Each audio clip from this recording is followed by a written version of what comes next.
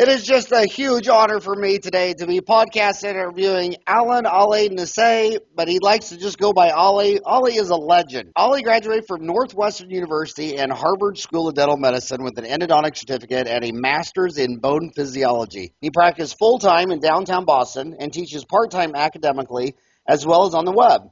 He's senior faculty at Harvard School of Dental Medicine, postdoctoral endodontics, and teaches courses in the area of treatment planning, anesthesia, and microsurgery.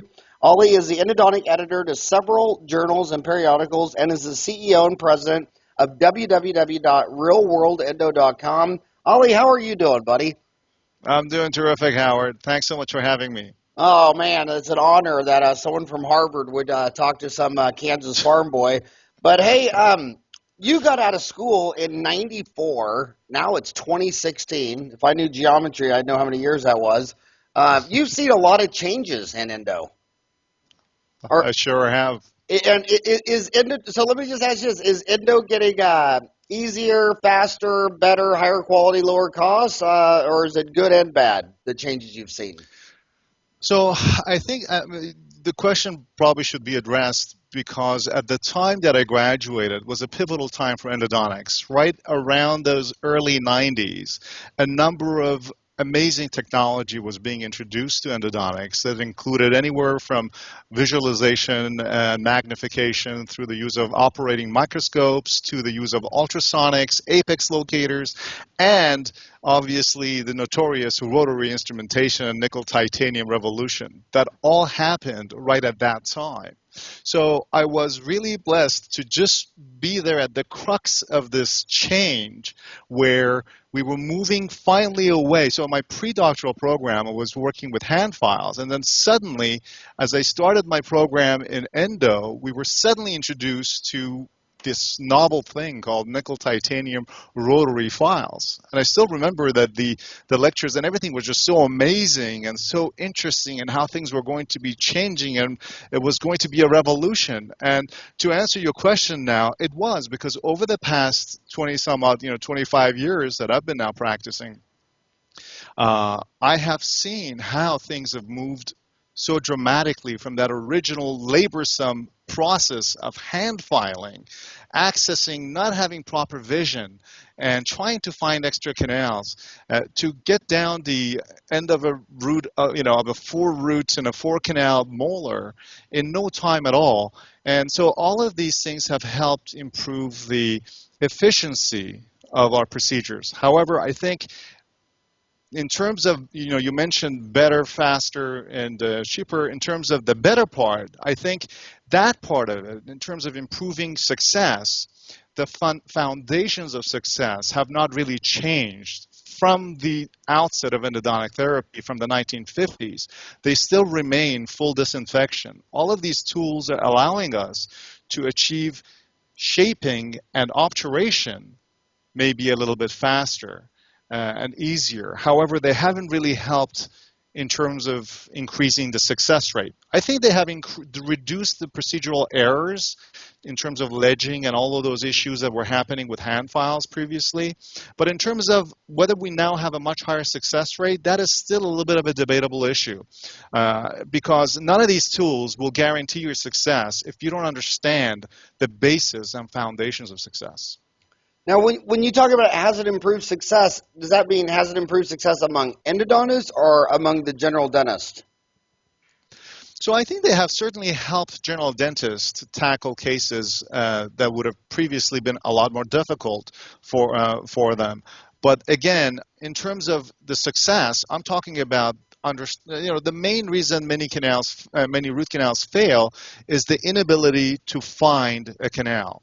So missed canals, inadequate debridement, or leaving bacteria behind are the main reasons why root canals fails.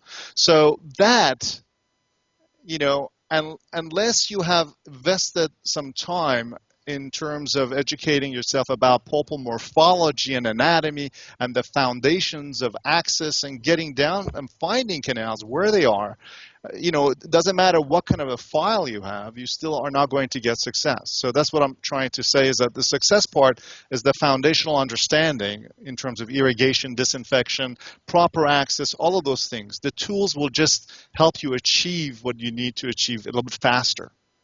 So it sounds like you're saying the number one cause of root canal failure is a missed canal, and then number two would be not debriding the ones you found? Yeah, if you want to take a big umbrella cause, that would be inadequate debridement, because missing a canal is basically under that same umbrella of inadequate debridement. Anytime you're leaving necrotic tissue that contains bacteria behind, you're setting the patient up for potential failure down the line if the remaining bugs that are in there stay alive and get down to the end of the root and exit through one of the apical portals of exit and get out into the tissues, where you will end up having an inflammatory reaction and a patient symptom. So I want to start all the way at the beginning because Ollie, basically everyone listening to you right now is under 30, which means for me they could be my own kid, okay? And I want you to start with the first problem I hear from dental students, and we're in a lot of dental schools a year, is a lot of the graduates, they come out and they just say they hate endo.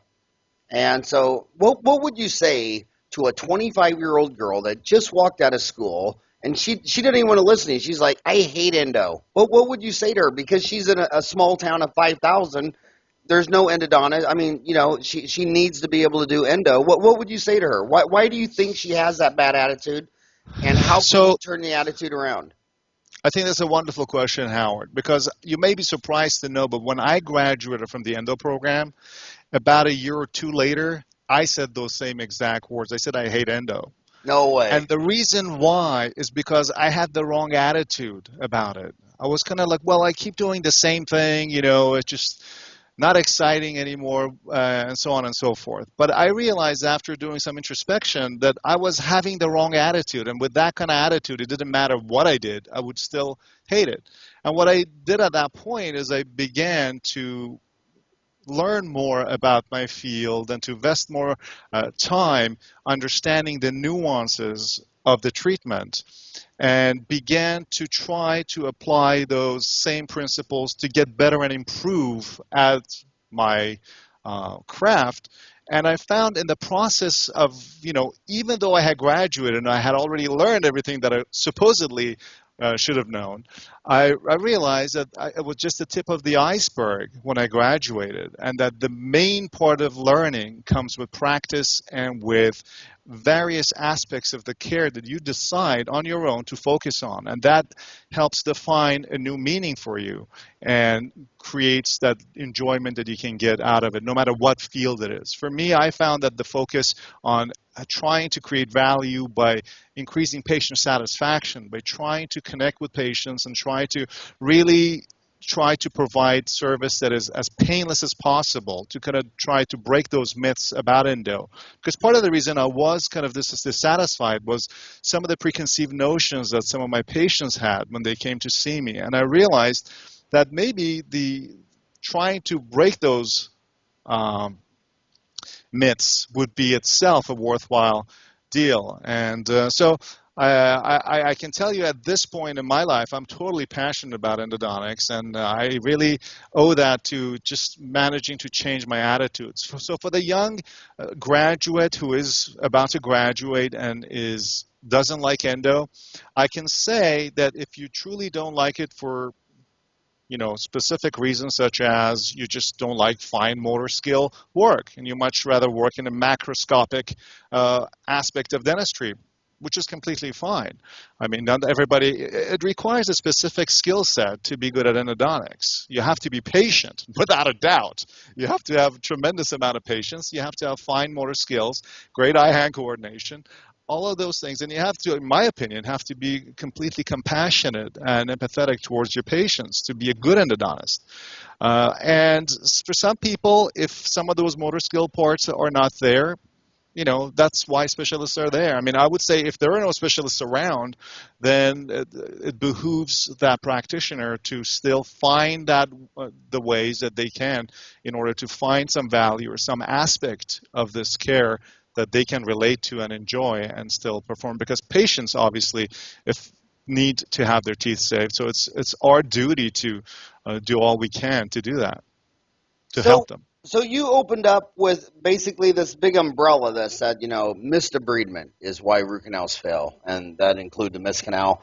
What if some young kid was saying, Ollie, what could I do to increase the quality of my endo? What could I do to make my endo success rate higher? What would you tell them? So, one of the things that I try to communicate with our students is, obviously at the pre-doc level, primarily more than post-doc level, because the post-doc guys, they have to see everything. You're the endodontist, you're graduating, you have to be able to treat every case. But for pre-doctoral students and dentists that are graduating, I think it's important for them to make a decision about the practice composition that they would like to have, which means what kinds of cases they're comfortable tackling. It's not that everybody should be able to see every case all the way to the end. I mean, we don't expect our family practitioner as a physician to do everything in medicine, right? So I think they have to first determine what is their level of comfort, what types of cases they want to handle, what is the area requirements for them, and then based on that, there are different sets of skills that are needed. If somebody is just trying to do some of the basic cases that they're comfortable with so they could be profitable and yet treat patients to the best of outcomes possible, then they need to focus in the area that they're working in, let's say anteriors and premolar teeth, do their best of learning the anatomy, pulpal anatomy, and then work as much as they can with extracted teeth. I can't tell you how important it is for people who graduate and want to learn about endo to not just listen to one of my videos or podcasts, but do extracted teeth, because there is certain abstract information that is trying to be communicated, but where that communication becomes real is through a hands-on program, or better yet, through their own working on extracted teeth. Many times there's a patient who doesn't show up. So save all extracted teeth that you have, purchase some if you can, and then work, get your oral surgeon to give you a few, and then anytime you have a cancellation, start doing endo on those extracted teeth. We call after graduation, we call our practice, but the goal here is not to practice on patients, to master or at least become proficient as much as possible on extracted teeth where you can do all the errors, and then take that information and go on to your patients with confidence so that you can actually provide them with better service. That is a very interesting analogy, because in professional sports, 95% of what they do is practice, and then they just have one game day. But in dentistry, it's pretty much always you're on the game.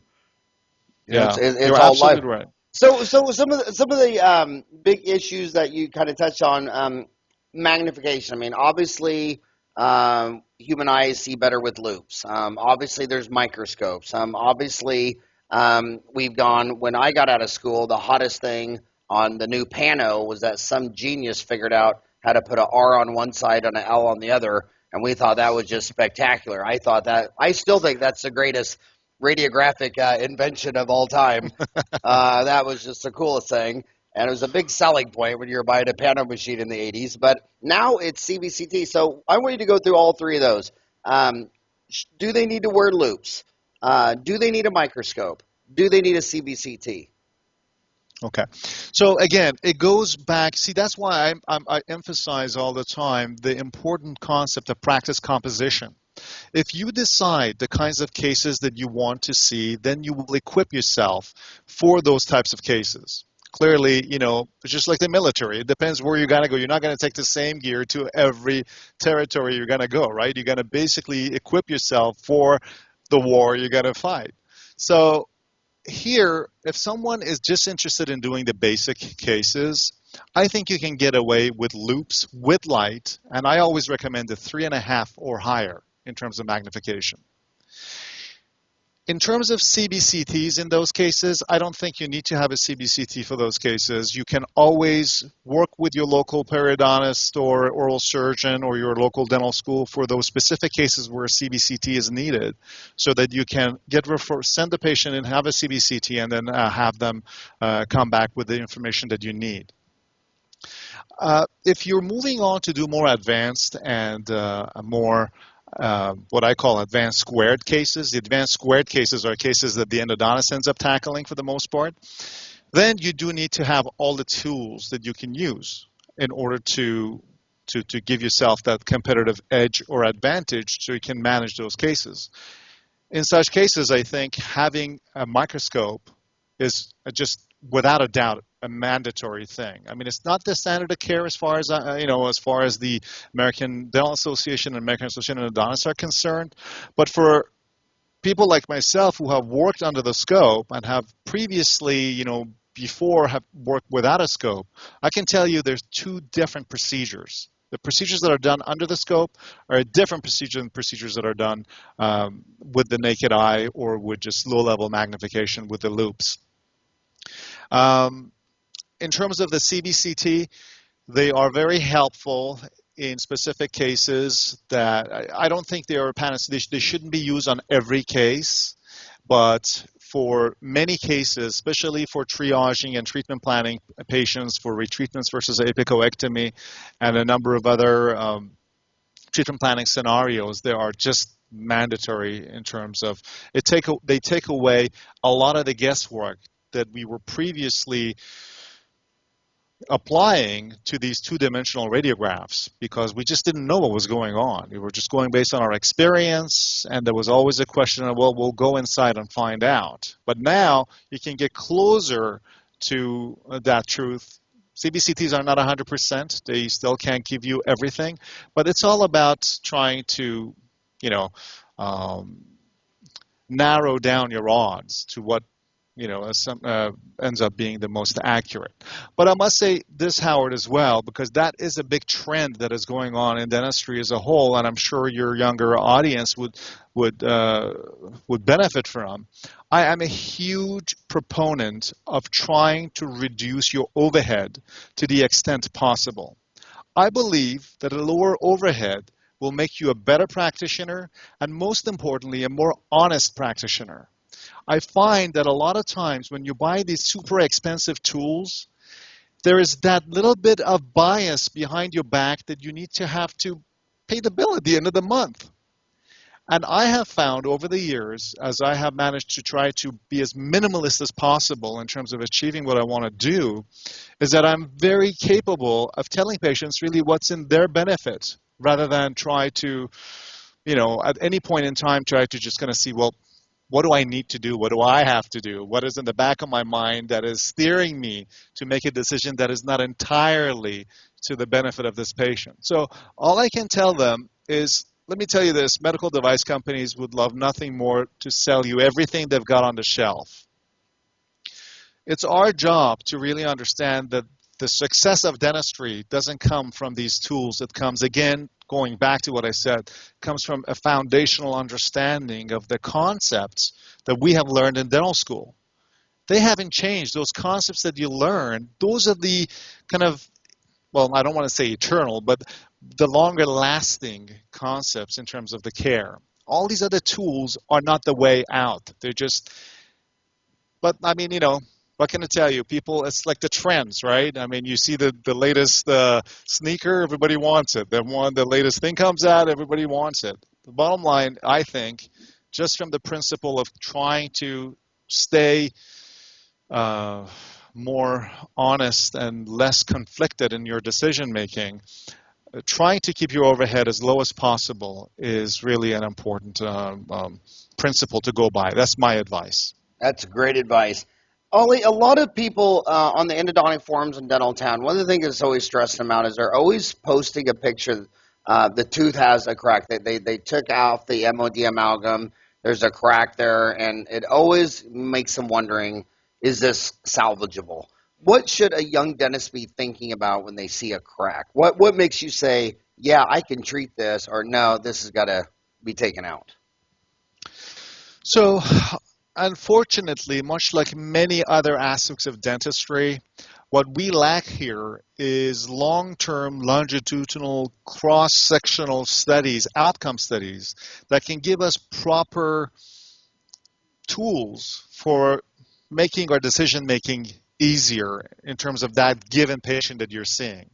In order to have right information, you have to have large volume of patients that have been statistically analyzed and find out what works and what doesn't work. In the absence of that, everything is basically drawn from clinical experience and here and there studies that kind of make something. I think at the present time, the consensus that pretty much everyone would agree with is if the crack ends up going below the orifice of the root canal, which means that it ends up being below the CEJ, the outcome is not known to the extent that very likely it will not do well in the long run, especially if there is any probing present. If there's any probing present, then it's pretty much hopeless.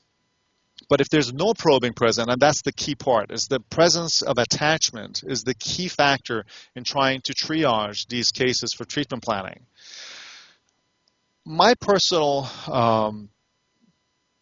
method of trying to communicate, because these things don't end up being about decision making. They end up being more about communication with the patient. Because you know that you're looking at something that you don't know the real outcome of. To the extent where you go ahead and make a decision on behalf of the patient about that which you don't know is a recipe for problems down the line. So my recommendation in these cases is to be clear with the patient and then try to understand what is patient's value system as opposed to make a value judgment on your own about whether the two should be saved or not. I think in these cases, those are the times where I am spend quite a bit of time trying to talk to the patient and at least let them know what is known and what is not known and what's involved in terms of the risk and the cost and the total cost, not just the root canal, but the cost involves also the core and the crown and the fact that it may crumble at the end. And if the patient's comfortable with that, then I don't make a judgment that as soon as I see a crack that the tooth should be pulled. But if the patient understands the total cost, which ends up being several $1,000s at the end of the day, and they're willing to take that risk, and you have given them an honest thing that I really don't know what it is. It's either 50-50 or could even be lower than 50-50 in terms of odds. And the alternative, which is an implant, would be 90%. Then it's up to them. When in my practice and my type of patients that I run into, I would like to say the way I explain it, most of the time they end up wanting to go with something more predictable. But some patients that are they value their own dentition more, they would say, it doesn't matter, finances are not a factor, I'd like to try to save it. If it doesn't work, then I will proceed to remove it and replace it with an implant. Another factor here is also the risk of the replacement, because we have been basically sold a bill of goods about the success rate of implant therapy over the past decade and a half. It turns out that it is not 100%. And it is therefore, whatever the odds are and whatever the location is, whatever amount of bone is left, all come into factor in order to present an honest type of a alternative to the patient. Well, what would you compare the average success rate of a molar root canal versus the average success rate of an implant in the same molar region? So part of the problem there is the term success, because we have defined success in endodontics in a very different way than our colleagues on the implant side have decided to basically define theirs. So what has happened is in endodontics over the past, several decades, as an effort to become more and more precise, and that's what ends up happening when you give the lead to a bunch of endodontists that are basically by design and by definition have to be precise people. They end up to create complexity. So you take something simple and you make it more complex. So the definition of success in endodontics had become narrower and narrower and narrower, and in the process, we tend to boast about the fact that we had, the success rate was this much and that much. On the other hand, the folks in implant dentistry came in and said, well, success is survival. If the implant is there, then it's successful. And by that definition, which is apples and oranges, it ended up being that the implant had a high success rate. But several studies, and in fact, one big consensus that was arrived at the University of Minnesota was a big kind of a coming together to decide what is really a success rate for implants versus teeth on equal grounds, ended up concluding that the success rate is pretty much the same. However, on a recent editorial in the Journal of Dental Research, I don't know if you caught that or not, back in January, the large-scale study of the Swedish population showed that 50% of the population who had implants had periimplantitis. Now, periimplantitis is an infection around the implant. It's no different than a periapical infection. It may not be symptomatic because it's draining, but if you have a same lesion that hasn't healed at the apex of the tooth, we would consider that a failure. So by the strict definition of endodontic success, which is the presence of any residual chronic infection, the implant success would be 50% as well. So this is where the terminology has been kind of messed up in a sense because of obviously powers and interest and lots of money that's riding behind these different turfs, if you will. But I mean, as far as the honest practitioner is concerned, I think many people have now moved on to the understanding that if you try to save your own dentition first, you always have the option of proceeding with the implant at any time later if needed. And I think that's a reasonable thing. I think there is a certain value that we should give to our own natural tissues that we somehow don't give to our teeth. I mean, if you, Howard, God forbid, in a fishing accident, end up, severing your pinky, right? Would you just go to the emergency room and say, you know what, forget about this pinky, don't even try to reattach it? If you have an alternative pinky that's a bionic one and is, that'll function the same, I'll just have that, right? You won't, because you value your fingers a lot more than you value your teeth. And you would try to save your finger no matter what it takes until it doesn't work, and then you'll follow the lead. Your goal would be to save your own biological tissues. But I think our problem dates back to a history of dentistry in which we have always thought of teeth with graying of hair. You grow old and your hair gets gray, and you grow old and you lose all your teeth. So the loss of teeth has always been something that we have factored in as an eventuality. And as a result, it's very, at times it's been more difficult to convince people that you should try to save your teeth. But my point has been that over the past century, we spent lots of time educating our patients about the value of their dentition. And then within a decade, we just threw all of that out of the window and said, you know what, forget about it. I had people here at Harvard in the postdoc program department and said, at the pros and the period that used to say back in the mid-90s when the stuff was hitting really hot, that they believed that implants were better than teeth, that you should even remove your normal teeth and replace them with implants. This is how far they had gone. So thankfully, obviously, the pendulum has turned. People have become more reasonable, so that now I work with a lot of big implant guys here in town. I see cases that I call the doc and say, "Are you sure you want me to save this tooth?" And they understand that implants work very well most of the time, but in the aesthetic zone and in the areas when they fail catastrophically and they cause a lot of problems. So that should be taken into factor. I want you to put on your on the same thinking and the perspective. I've seen some implant disasters, and I'm sitting here looking at some of these and thinking, why didn't they just do a 3-unit bridge? But they're so the so I'm here's my specific question. Has dentistry turned into a religion to where we worship sacred enamel and we do anything to save the enamel and we don't even care about drilling a hole in the sinus, packing it with dead cow bone and putting titanium and all this crap because enamel is sacred? Because when I'm at the gym and I talk to ear, nose, and throats, and there's a rhinologist in town, and he's seen a lot of cases where he did, where he's talking about they scoped them and there's fungus infection and there's all kinds of disasters.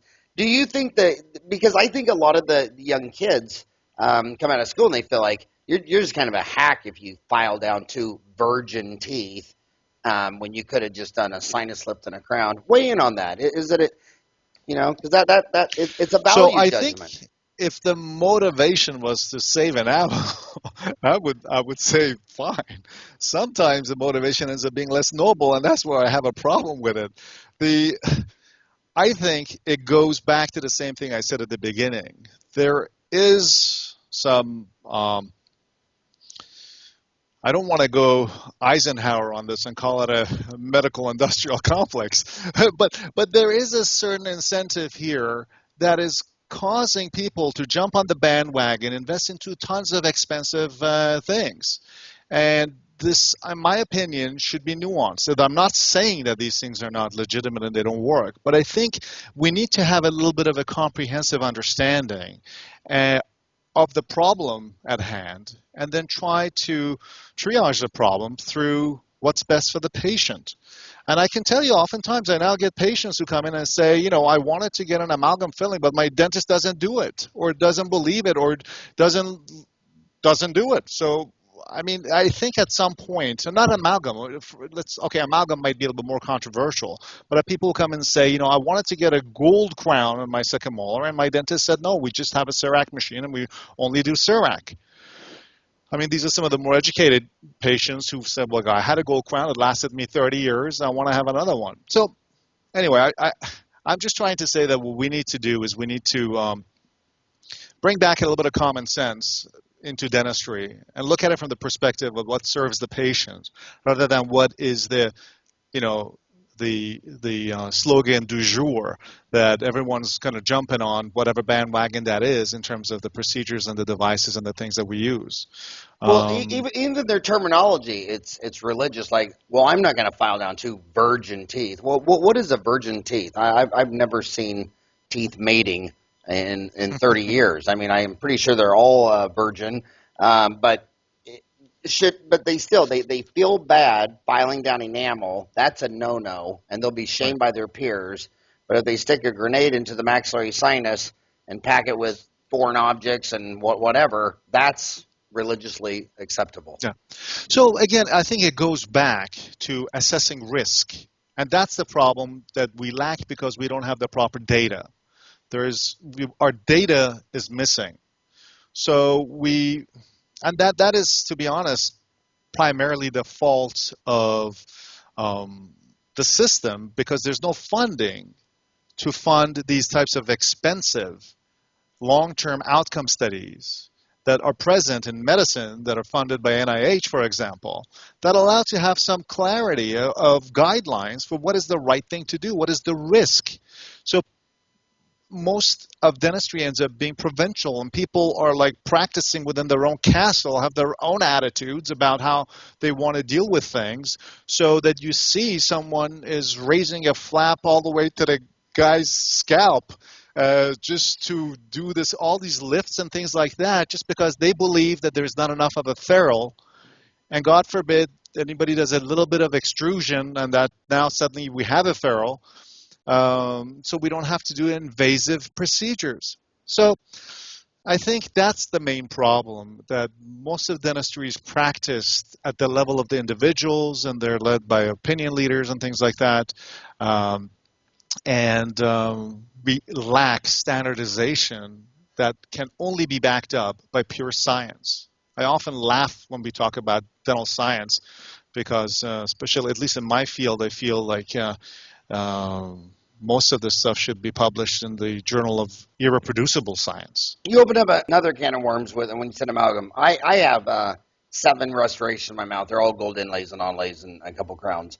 And I think that's the best. But here, the composite, when I got out of school, I think some areas went backwards. And one of them was the tooth-colored revolution that I lived through. I got on 87, and that was the baby boomers wanted everything whiter and brighter and all natural and bleaching and bonding and veneers.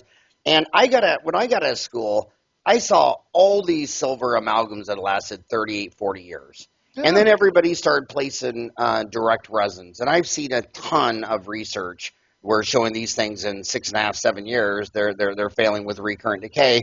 And then then when you showed that to a dentist on Dental Town, you say, well, here's a study that said the average amalgam lasts 38 years and the average composite lasts 7 years. They always say same 2 things. Well, number one, those weren't done the way I do them. I mean, it's probably some schlep doing them, but I use a rubber dam and I brush 2 coats and blah blah blah. The second thing it says, well, amalgam, dude, that breaks teeth, and I'm like, well, how does it break teeth if it lasted 38 years? I mean, eventually, the MOD composite might need to come. But so I just want to open up a whole can of worms. So many people believe that the reason they will never place amalgam is because it cracks teeth, and that endodontists love them. No, I think the opposite. I think actually the amount of endodontics produced by composites is far greater than that's produced by amalgams. Of course, you see a lot of endo that's being done through amalgams now because these amalgams have been in there for, like as you said, 20, 30 years. But if you manage to look at these amalgams and as soon as they kind of get old, replace them properly, then you shouldn't have my own mouth is full of amalgams, actually. I'm not proud, but they have lasted very nicely. I had amalgams that have been placed when I was an undergraduate dental student by upperclassmen that are still there, and they're functioning perfectly fine. Every time I go to these, and they're like, you gotta get a crown, you gotta do this, you gotta do that. I'm like, let's take a look at this. It's been there for now nearly 25 years or so. Well, let's treat it one step at a time. So, again, I think all of this points back to what I said at the beginning. If you can manage to reduce your overhead, you can now begin to see things from a different perspective. And I think it's just the pure business point of view. And let me tell you the business point of view. A barrel of bonding agent is over $1 million.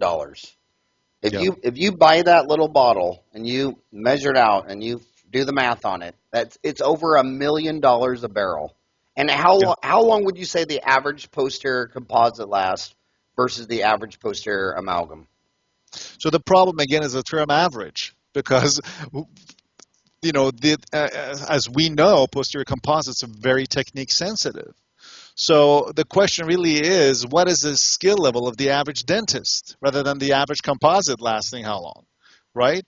And can they achieve the proper bond and the proper layering and the adequate C factors so that they're not creating either tensile forces in the tooth or, worse yet, create leakage? That's what's missing, to be honest. That's what we need to... That's why it goes back to what I said, is that we need to invest in proper science. So the stuff is driven by the truth, probably more so than the interests. So what does it mean when I hear if you go to RealWorldEndo.com, I mean, that's an amazing website. What do you mean by restorative endodontic? Restorative. So restorative endodontics refers to undoing what has happened to endodontics over the past 20-some odd years, probably about 30 years. What has happened is that, let me go back a little bit and say that we know that the endodontic triad is cleaning, shaping, and obturation. And the most important thing, as I mentioned at the beginning, is the cleaning part. If there was a way we could nuke the tooth sterile and then seal the top completely, then we would be, shaping and obturation would not be necessary. But unfortunately, that's not possible. Therefore, we need to shape to obturate. And in the past, we've shaped to obturate, which means that we've had to have these funnels that were excessively large, coronally with larger tapers because we needed to condense our gutta percha vertically and laterally. And the reason we've had to do that has been to minimize these poor sealers that we've had in the past. Zinc oxide eugenol, resins and things like that, all of those things, when they set, they shrink. Furthermore, they wash out in time, which is why you can't use temp bond as your, permanent cement for your crown, right? Because it washes out.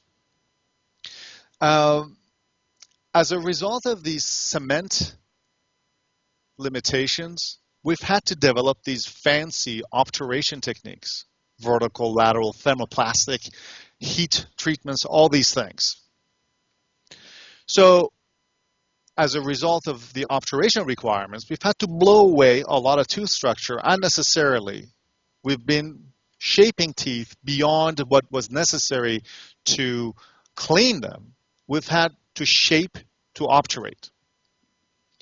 Recently, as of about a decade ago, cement technology for endodontic cements improved to the point where a new line of cements were introduced, and that was the BioCeramic line. BioCeramics, because of the properties that they have from a chemical point of view, suddenly got rid of the limitations that we had in obturation with the previous generation of sealers and cements, which were zinc oxide eugenol based and resin based. So all of a sudden, what you could do is you were thinking of, wait a minute, so maybe we can re-engineer obturation. And by re-engineering obturation to a simpler format, it allowed us to reverse engineer instrumentation.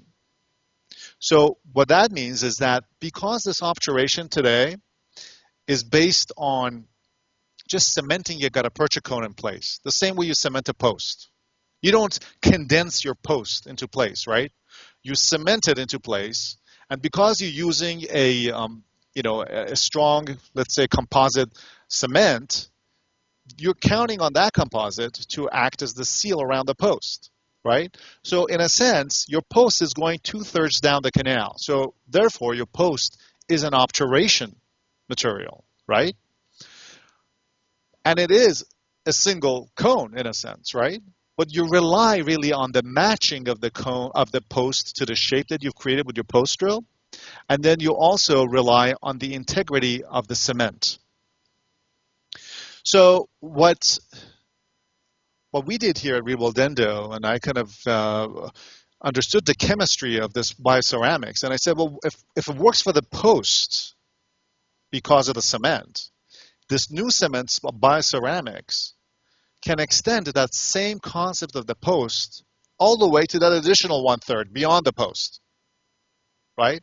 So why don't we have a silinated gutta percha point that is matching your final master file? So you have a master cone that matches your master file, and that only happens because you can have a constant taper preparation. And then have some of this cement that then allows you to cement your cone to apex, to the full working length, the same way you would be cementing your post. As a result, you end up having the same thing that you do with your post when you bond your post into the root canal, with your gutta percha all the way down to the apex. So that was the birth of hydraulic condensation technique, which is driven by BioCeramics. But the whole thing came from the development or the availability of bioceramic cements, these nanoparticulate bioceramic cements. Is there one that you like? So the original one, which is the one I developed the technique with, is the Endo sequence bioceramic sealer or bioceramic filler by Brasseler USA. And that is the one that I used to put together this technique for hydraulic condensation that we previously had used glass ionomer for. So this technique is something that we were using at RealWorldEndo previously, but with glass ionomer as the cement. But glass ionomer, as you know, has its own set of limitations. That was so-called active GP. When this material became available, it was just the logical thing to switch from the glass ionomer to this BioCeramic. So all of a sudden, you can have a single cone of gutta percha that would work. Of course, every time we say single cone, people always it's kind of like one of those terms that has been abused because of what happened in the 1950s with single cones, that it failed pretty poorly because of the cements that were used. They used zinc oxide eugenol cements and different cements, and therefore a single cone didn't work because the cement would wash out over time. But now that you have a permanent cement, which is the BioCeramic, we're revisiting that same idea, and it works because of the cement itself. Now, going back to your question of restorative endodontics, I think I just said that the reason we were flaring canals so much was because of the obturation technique that we had to use, because we had to thermoplasticize gutta percha. With this technique, you no longer need to thermoplasticize gutta percha. You're cementing a cone the same way you're cementing a post. So now, all of a sudden, you can move away from those excessive tapers and reduce your taper to a constant taper of 0.4 at the present time, because that would have found so far to be the minimum taper to get good disinfection and good irrigation down to the apex. So this saves a tremendous amount of tooth structure coronally up in the cervical 1/3 of the tooth, where we were previously removing the structure unnecessarily just because of the obturation needs. So restorative endodontics says, let's go back to a point where we can use the technology in the cement technology that is improved to make our procedures a little bit more efficient and also remove less tooth structure, which helps increase the fracture resistance. And in fact, this cement, the BioCeramic cement, Howard, chemically bonds to the dentin. And the gutta percha that is used with it has also silanated BioCeramic particles, so it also bonds to the gutta percha. So it's the same idea as a fiber post, right? Except instead of resin, we're using BioCeramic. You can't use resin in the root canal beyond the upper half because there are no dental tubules. And resin is not a chemical bond, as you know yourself. It is a mechanical bond.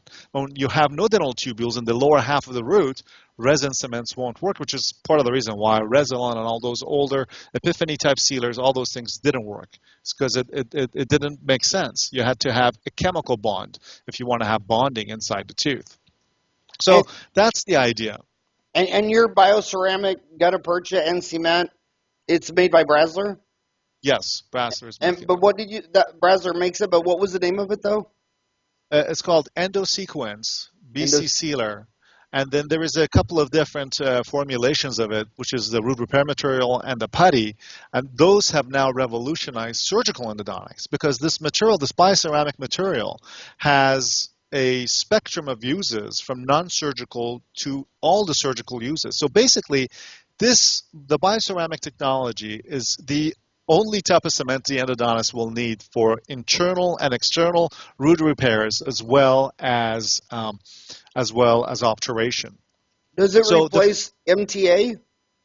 So MTA was originally the first BioCeramic that came on the market, and that was used, however. It was pool cement, wasn't it? Wasn't it? It was, yeah. It was Portland cement, basically. Portland cement, yeah. Yeah, Portland cement. But what's amazing is somehow Portland cement is very biocompatible. And it turns out that, I guess maybe it's that biblical thing from dust to dust, that we're all very good with these types of dust-style cements. But so MTA was the first BioCeramic, but the particle size was too large to use it in the non-surgical side. So the first time that a company managed to get the particle size down enough to make this bioceramic into a sealer was the Endo sequence. There is a couple of additional types of materials that are now beginning to come on the market too, and those are going to be also different types of bioceramic sealers that are going to be available too. The only difference primarily is that, they haven't really fully come on, so there's not much research on them yet, but if they're based on the bioceramic technology, they are going to follow with the same kind of a bioceramic type of a bonding philosophy, but they're more mixable. The original formulation with the Endo sequence was pre-mixed, so you didn't have to do anything. You basically ask your assistant for the sealer the same way you would ask for an Explorer. So just hand it to you, and you just basically place it in the canal. So now, are you old enough? Did you ever get to meet Peter Brasler? So no, I did not meet Peter Brasler, but I've heard a lot about. What a gregarious guy! He was always the life of the party. When he walked in the room, that was the guy. He was man. There's not too many people on earth you'd rather have dinner with than that guy. So then the logical question they're probably thinking when they're hearing this is, what file do you use? Because when they go to like the ADA convention, how many different file systems do you think are out there? So there are about 35 different file systems currently on the market in North America. Globally, that's probably even more. The idea of this system, which is the Endo sequence system, is the fact that it's a to Z type of a solution where you have a file, a constant tapered file called the ESX file, or Endo Sequence Express file, that matches with a matching paper point and matches with a matching gutta-percha cone that is silanated with BioCeramics, and then you cement that in place with the BioCeramic cement, which is the BC sealer, and then as a final step, this whole idea of endo restorative allows us now to have a fiber post that matches the shape of the file. So all of a sudden, you no longer need a post drill. So at the time of the obturation, prior to cementing your cone, you fit your post, and then you segment your gutta-percha cone, cement it, you twist off at the point of the post, and voila, you're done with your post space. You already have your post fitted, so you don't require a post drill. So that makes it the safest post system that will not require a post drill, and therefore there's zero chance of all the procedural errors that occur as a result of drilling with a post drill. So you use the Endo sequence from Brasler from the whole kit and caboodle. So yeah, I have in my career. Yeah, so in my career, I've started originally at the beginning when the profiles came out. I used the profile system and then moved on to the GT files and then moved on to the Pro Taper files. And then when the Endo sequence became available, I moved on to the Endo sequence. And it was primarily because of its efficiency. And then the ESX. At that point, a little history about RealWorldEndo. RealWorldEndo was it's an educational company that was founded by Dr. Koch and Brave. Dr. Koch was my program director at Harvard 25 years ago. And so when they retired in 2013, they asked me to take over and kind of run this educational show. And they had already created the Endo sequence system and technique for Brasler. So Brasler is one of the companies that we work with at RealWorldEndo. We work with a number of different companies. We've developed systems for, Dr. Koch and Brave developed a system for Tulsa, for Cybron. We work with many different companies. So we're not just working with Brasler. We're a company that works with a lot of intellectual property and ideas and techniques, and we share them with everyone. And I will never. You know why I will never forget Koch and Braves? He was wonderful. When we started the online CE section on Dental Town, I think we started Dental Town in '98, and we started the online CE in 2006. And they put up the first Endo course, and I think, like out of the gate, hit 30,000 views. I mean, it's still one of the top 10 most watched online CE courses on Dental Town. We put up 450. The website came out in '98. And then Steve Jobs came out with the iPhone in 2008, so we did the apps thing. So then we got 217,000 on the PC.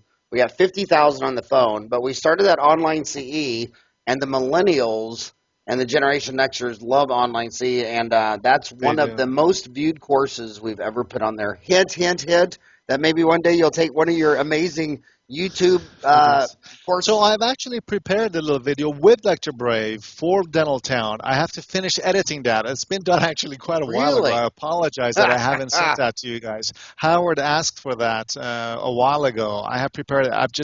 I'm managing so many different things. I haven't put the final touches on it. I will finish it and send it to you for sure, which talks about some of the things that we just talked about right now. Maybe make a demonstration and show a clinical case and so on as well. That would be amazing. You know, in the very beginning of this conversation, you said that that the umbrella of a failed root canal is misdebridement, Inadequate debridement. inadequate debridement. How important is the final restoration? Where would that be on the list of contributing to a failure? So we're talking in terms of short-term failure versus long-term failure. Short-term failure, obviously inadequate debridement is the cause. But long-term failure, once the short-term failure, which is the immediate bacteria inside the root canal, is not a source of bacterial contamination, the question becomes how can that space become recontaminated down the line? And that, if the original root canal was adequate, for the first couple of years, it can only become recontaminated due to coronal leakage. And that's where the importance of a good coronal seal comes handy, because that's the source of the bacteria that gets back inside the root canal several years down the line. And that's why it's so important. The general dentists and restorative dentists who do endodontic therapy have the full control over the case. I sometimes am at the mercy of my referring dentists, because oftentimes, once the case fails many years down the line, the saying is the root canal failed. They never say, the restoration failed. So that's very important, Howard. I think we all should be aware that the coronal restoration, is an integral part of endodontic therapy. And in fact, endodontic therapy is not complete until a definitive coronal seal is obtained. And if we think of endo that way, then we will have a better chance of explaining this to our patients, that you're not done. You might be out of pain right now, but root canal isn't done until there is a coronal seal in terms of either a definitive filling or a crown is present on the tooth. Insurance people from the insurance world at conventions will have asked me several times in the last 4 or 5 years, what happened to the apicoectomy? When they look at their endo data, one of the things they notice more than anything is just apicoectomies are just trending downward, downward, downward, downward. In fact, one guy asked me in Florida, he goes, is the apicoectomy going the way of the T-Rex? Why have you noticed the downturn trending in apicoectomies, and what is your thoughts on that? So I published an article last year, and I think it was in Dentistry Today or something, on apicoectomy, the misunderstood procedure. And I actually teach specifically the surgical aspect of this thing over at the Harvard program, in the Endo program, and we have a very strong surgical program. And one of the things that in the courses that I give to the residents I say is that the distinguishing factor for you as leading endodontists moving forward is your surgical skills. Now, surgical skills have gone downhill across the nation among endodontists, and like many that have already graduated are doing implants. But for many endodontic programs, people have been retreating the retreatments and retreating the retreatments at the cost of getting zero surgical training and skills. And I think that's a huge mistake. Of course, as a whole, apicoectomy might be going down. Again, that's driven also by the meme from the replacement industry of the tooth, that apicoectomies do not work. And I can tell you, apicoectomies will work at a very high percentage of the time, according to studies by Dr. Kim and so on, over 90%. But the success of an apicoectomy is primarily dependent on proper case selection. You would never do an apicoectomy on a tooth where there is coronal leakage. because that doesn't make any sense. Coronal leakage is where you're having a poor restoration on top. You have to address the whole bacteria in the root. But apicoectomies, in cases where there is ledging or a short fill, but the rest of the root canal is done properly and the restoration up on top is adequate, will have a very good success rate, especially now with these bioceramic formulations. And a technique that I have developed, and I've also shared, and it's also on the website. My apicoectomies, I did an apico a couple days ago on an anterior tooth, where from the moment I used the scalpel until I was done with the suture, it took 7 minutes. So the efficiency now is there because I timed it. I timed everything. And I videotaped it, so I know from that as well. So you can, now the efficiency is there in terms of the technology of your retro preparation using ultrasonics, and now these bioceramics to do your retrofilling, as opposed to sit there and do these incremental type of a class 1 restoration that we used to do, micro class 1 restoration. Now you just basically inject the thing in there. It's almost like a bulk fill with your core material. Now you're doing that with your retrofills using bioceramics. So apicoectomy is a wonderful option for patient who can, with a single procedure, not have to go through an expensive and extensive type of a replacement procedure with an implant and so on. It's just that we need to get that information out there to people, and we also need to, on our end, with endodontists, to train good surgeons out there who can do the apicoectomy procedure, primarily do proper treatment planning, and then perform that procedure to really allow that patient to get a second chance on a tooth that would otherwise be extracted. So what advice would you give your fellow endodontists if they asked you, Ali, do you think endodontists should also learn to place implants? How would you answer that?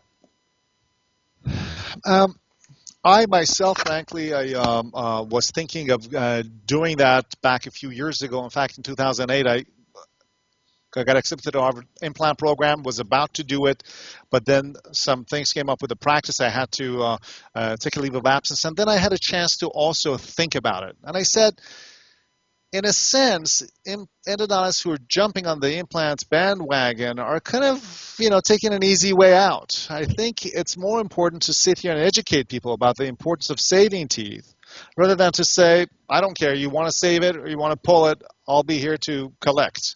I think that's why I decided to focus on, trying to get people to be better at endodontics, rather than to say, well, doesn't work, just pull it, get an implant, it's easier, it's faster, or whatever. So I think this is not something that I can tell other people. For myself, I decided that it's not the right choice. Endodontists can make decisions based on what is their specific market and the place that they're in, and whether that's the right move for them or not. I personally think endodontist means that you're working inside the tooth. And I don't see where the implant part comes into the territory other than a turf situation. So my recommendation would be that if we get better at doing endodontics, then that should be fine. However, I must say, though, endodontists who would do implants, and if they can do it at the standard of care that is done by periodontists and surgeons, then by all means they should do it. And in fact, what that creates, it creates a person who can probably triage the case with probably the least amount of conflict of interest. So I think that is an interesting situation. But for me, I probably prefer to focus on trying to save teeth and educate people on that front. My God, I can't believe that hour is already gone, and I still have 2 more questions. Can I hold you for overtime? Oh, of course, yeah. You got 2 overtime answers for me? Sure. One of the biggest things a lot of the kids are thinking, they hear a lot of people say you only use a file once, because if you sterilize an autoclave, those are the ones that break. True or false? And then when you're in England, they banned the sterilization of endodontic files after mad cow disease, because they said that when you autoclave the file, there's still prions in there. So my question is, just rant about single use versus autoclaving and reuse, because one of the biggest fears is the file breaking. And of Right. course, you don't want to be the guy responsible for giving Mrs. Jones mad cow disease. Absolutely. Speaking of the mad cow disease, let me tell you a story. It's an interesting one right here at Mass General, which is the hospital here in Boston. There's a Harvard hospital. They had back a few years ago, at the height of the mad cow disease scare, they had a patient in the neurosurgery department who had mad cow disease, and they were doing a procedure on. And at the end of the procedure, they threw out a $110,000 surgical kit because of what you just explained. Because there are no ways to sterilize prions, because prions are not animate, objects. They're proteins. So you can't sterilize them. That's meaningless. The question is if there is a way you can destroy them, and apparently there hasn't been any, and that's why in England, the single use has been the motto. However, the question of sterilization weakening files, I think, again, is not the correct way of looking at it. It's not the sterilization that is weakening the file. It's what came before the sterilization, which was the first use.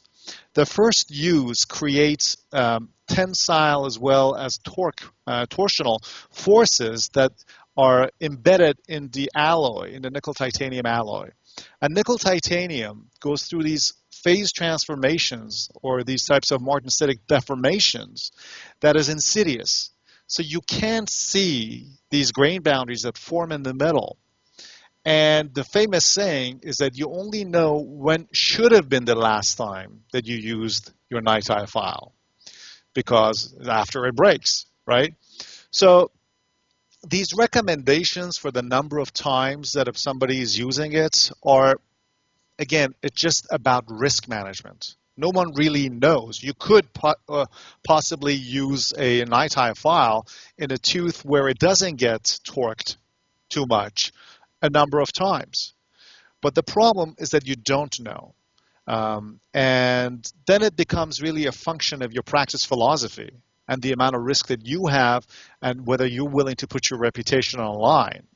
And in my practice, we use them I always say we use our instruments in 3 canals. So if it's a very easy anterior tooth, I may re-sterilize and use it again. But as an endodontist, I hardly ever get those. So it's mostly tougher cases. So if it's a molar, it ends up being 3 or 4 canals. So definitely after a single molar, because I think these instruments end up getting too much torqued. And I can't, I always ask the question of, if I were the next patient and somebody else was doing the instrument on me, would I prefer them to use a file that was used on somebody else that could break? I'm not worried about sterilization. Let's say they've sterilized it, it's completely clean. I'm not worried about mad cow disease. I'm worried about file separation and the enhanced risk after the first use. Would I prefer to have someone use a new file that hasn't been torqued, or one that has been torqued and I don't know if it's going to break or not? It may not break, but I personally wouldn't like that, and therefore I prefer for my patients to have the same type of respect that I would want to give myself. I'll never forget a patient that came in and went completely crazy when she found out the orthodontist had sterilized the brackets, and after paying all that money for her daughter's ortho brackets, they were re-sterilized, reused brackets. But anyway, last question, and this is maybe it's more emotional or who knows, but when Prince Rogers Nelson, Prince, 1999, when he died, it was an opioid, and it's been all over the news, and it's got the CDC, the World Health Organizations, everybody's telling all the doctors around the world, especially in America, Americans prescribe more Vicodin. And the number one prescribed drug in America for 10 years in a row has been hydrocodone.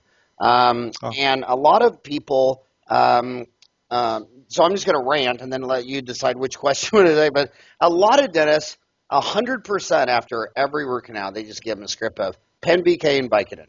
And then there's other people that said that, and I know those are 2 separate issues, but then there's some really diehard people that say, I don't believe in narcotics, I never use them. And then other people are going, dude, root canals, those are painful. I mean, they show up in every comedy movie on Hollywood. I mean, no one associates a root canal with a mani-pedi and a massage. So discuss opioids and antibiotics. Yeah. And then I'll let you go. No, absolutely. I think that's a very, very important topic, Howard, because we all know that heroin and opioid epidemic in this country right now is ravaging small towns, big towns, everywhere. And heroin is actually the alternative to many people that have started from the regular prescription drugs. So when you see these people, and I see them here in Boston and downtown, and I practice in downtown, I live in downtown Boston, I walk to work, you see people, and it's so unfortunate to see what is going on out there. People are hooked on these drugs, and from the statistics, we know that the gateway drug has been opioids that have been prescribed at the level of a practitioner, medical or dental. I have myself curbed my practicing routine dramatically, but I'm neither one of those guys who gives scripts to everyone, nor am I the kind of hard person who says for no one. Like anything else, Howard, I am what I call myself a militant moderate. Nice. I love that. So I'm a fairly big guy in every aspect of life in moderation, and I believe in it. And I think it's important to understand what happens with these drugs. There's some people who legitimately can use it, or they would feel better to have that option if they are having pain. So it's about control for some patients.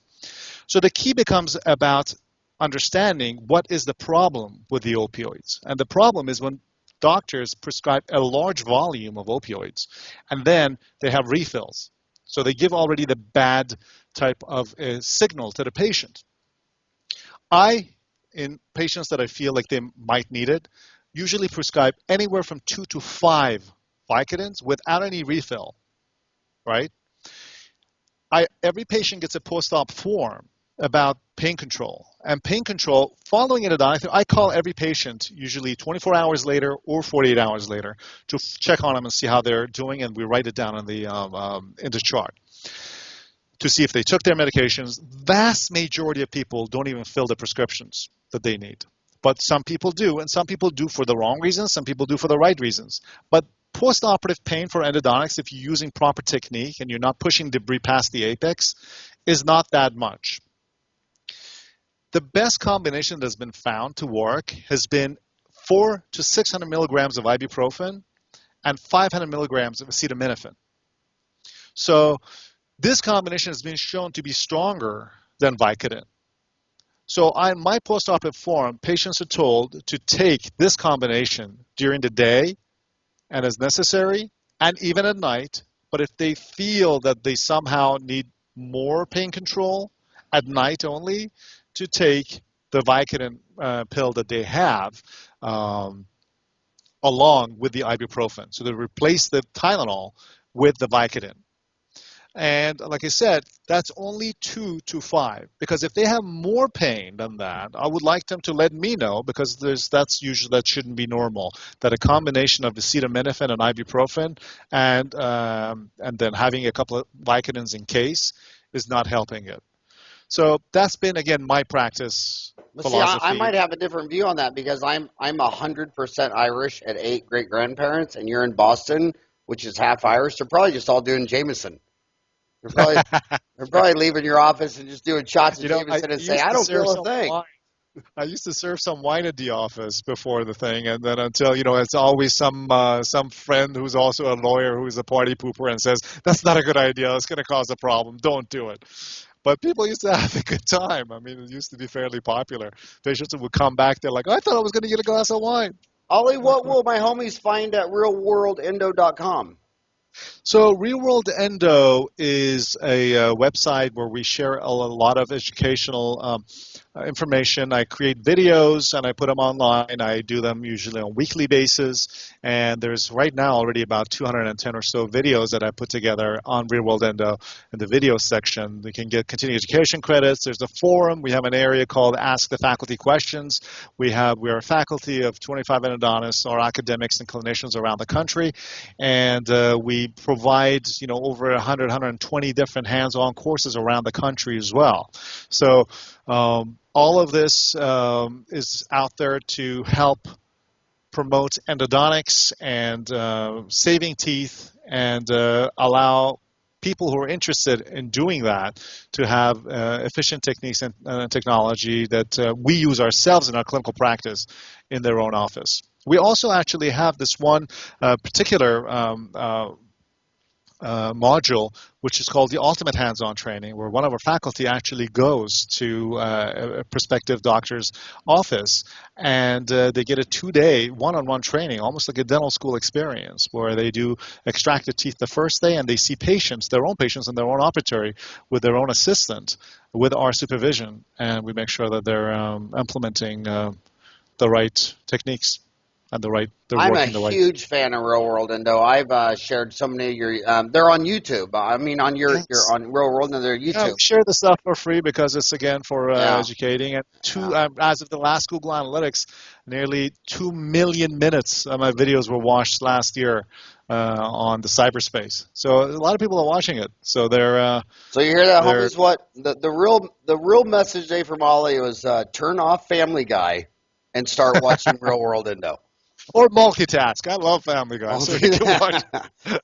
Okay, well, Ollie, seriously, it was such an honor. You're an amazing mind. You're an amazing endodontist. Your RealWorldEndo has helped so many dentists from around the world. Thank you for all that you do for dentistry, and thank you so much for being on this show. The same with you, Howard. Thank you so much for all you do for dentistry, and it was a pleasure to talk to you. Look forward to seeing you soon.